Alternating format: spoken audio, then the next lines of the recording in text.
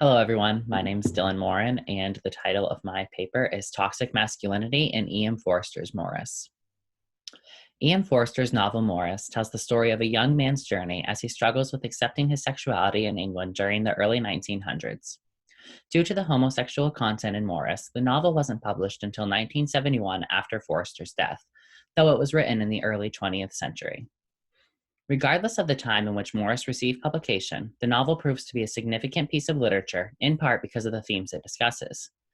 A fundamental theme in Maurice is the prevalence of toxic masculinity in the British culture of the early 1900s.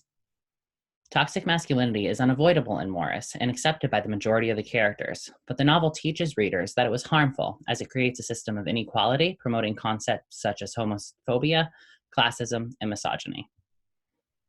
The American Psychological Association lists stoicism, competitiveness, dominance, and aggression as traits of traditional masculinity, and, therefore, toxic masculinity is when these behaviors are taken too far and cause harm or damage to a minority. Throughout the entirety of Maurice, there are scenes where the intentions and behaviors of some of the male characters are grounded in the traits listed above. The behaviors in the novel not only reflect toxic masculinity, but they also affect an oppressed group in some way, whether that is a man struggling with his sexual identity, a person of a lower class, or a woman. Even the protagonist of the novel, Maurice Hall, while experiencing homosexual feelings, exhibits sexist and classist behaviors throughout his journey. Examples of masculinity taking a toxic form can be seen in the text when Maurice, in his late teens, embarks on the last stage of his schooling before college at an institution for young men called Sunnington. Maurice does fine enough in this stage of his educational career, but he makes sure to blend in with the other boys and does his best not to attract attention. However, Maurice does partake in the bullying of others. Quote, "Having been bullied as a new boy, he bullied others when they seemed unhappy or weak, not because he was cruel, but because it was the proper thing to do." End quote. One could argue that the bullying of new boys is along the lines of us saying, boys will be boys, and therefore not toxic behavior. However, by bullying those Maurice describes as unhappy or weak, he is asserting his dominance in the school, and this could transition into aggressive, toxic behaviors as Maurice and the other bullies get older. Significantly, Maurice and his schoolmates exhibit a specific detrimental cycle anytime a sort of intimate connection develops between two boys. Quote, "Other boys sometimes worshipped him, and when he realized this, he would shake them off. The adoration was mutual on one occasion, both yearning for what they knew not what, but the result was the same. They quarreled in a few days." End quote. Even though Maurice and the other boys are in close contact with one another and forming close relationships, they are hesitant to be too intimate and even resort to quarreling, as intimacy may come across to other boys as homosexual and thus socially unacceptable behavior.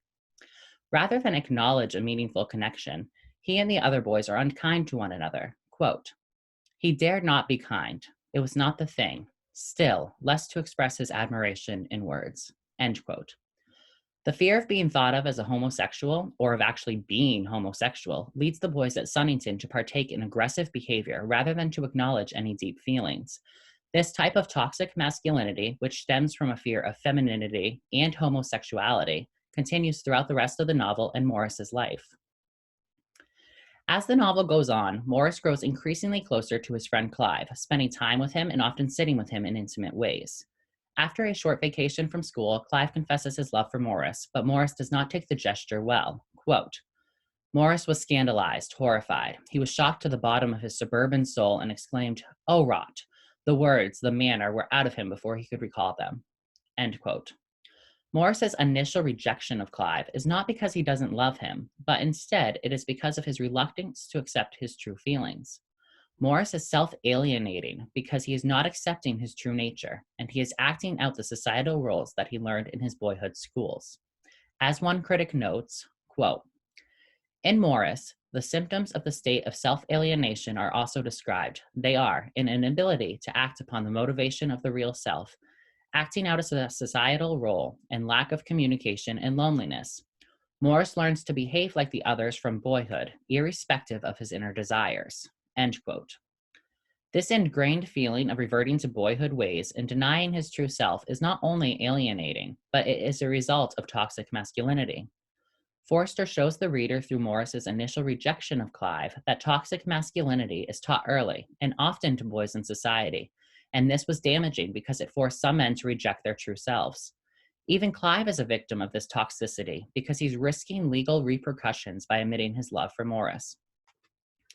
Forster further examines the effects of toxic masculinity through Maurice's emotions as he and Clive begin to lose their intimate bond. Quote, that evening, Maurice went to bed as usual, but as he laid his head on the pillows, a flood of tears oozed from it. He was horrified. A man crying? Fernshaw might hear him. He wept stifled in the sheets. He sprang about kicking, then struck his head against the wall and smashed the crockery. End quote. Two of the components of toxic masculinity are aggression and the inability of men to express their emotions. Yes, Maurice is expressing his emotion in this scene, which, in a sense, might suggest emotional health. However, Maurice is shocked that he is crying because he is a man, and his fear of someone finding him crying shows the readers that it wasn't socially acceptable for men to show their emotions to others. His temper tantrum that results from his outburst of tears is also quite aggressive, displaying that Maurice doesn't know how to deal with his complicated feelings surrounding his intimate relationship with Clive, because, as a man, he was never taught to do so in a healthy way. Forster uses the interactions with Clive and Maurice's family to show that Maurice himself exhibits behaviors of toxic masculinity, though he is a victim of it. The first note of Clive and Maurice's toxic masculinity is depicted by Forster in the descriptions of the two young men. Quote, both were misogynist, Clive especially.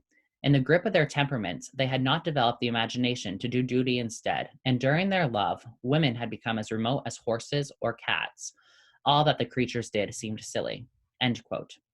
Since a misogynist is someone who hates or holds prejudice against women, Forster is letting the reader know that the protagonist of his novel shares the negative belief that men are above women in society.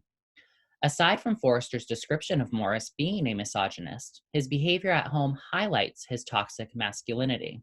Quote, no one worried Maurice. He had established his power at home, and his mother began to speak of him in the tone she had reserved for her husband. He was not only the son of the house, but more of a personage than had been expected. By 23, he was a promising suburban tyrant whose rule was stronger because it was fairly just and mild. End quote. Since Maurice's father is deceased, it is to be expected that he would eventually take on the role of the so-called man of the house at some point in his adulthood. However, by using words such as power and tyrant, and by saying that nobody worried Maurice, Forster is showing the reader that he has elevated his position as head of household into a position of dominance over the women in his life. Towards the end of the novel, Clive abandons his homosexual desires and marries a woman, leading Maurice to consider seeing a doctor to cure him of his homosexuality. But his attempt is in vain, and he finally accepts his homosexual identity. Maurice then meets Clive's gamekeeper, Alec, and though their relationship starts off rocky, they fall in love and decide to abandon their lives in England and run away together, much to Clive's shock. Quote, he did not realize that this was the end, without twilight or compromise, that he should never cross Maurice's track again, nor speak to those who had seen him. End quote. Though arguably, this final act of Maurice running away is an escape from toxic masculinity, it is also the result of toxic masculinity. Throughout the novel, Forster examines the damaging effects toxic masculinity has on how boys are taught by society to behave and on how women are oppressed by the men in their lives out of a need for dominance. In the final act of Maurice running away, Forster shows the reader that toxic masculinity prevents a homosexual man from being out in society to the point that he must abandon his entire life and run away to find a shot at happiness. E.M. Forster's novel Maurice wasn't just ahead of its time because it dealt with homosexual content in the early 20th century.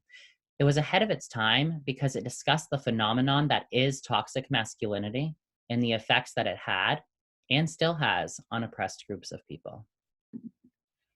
Thank you all for listening. I had to record this, so if you have any questions or comments, you can email me at dylan.morin@maine.edu. I appreciate it. Thank you.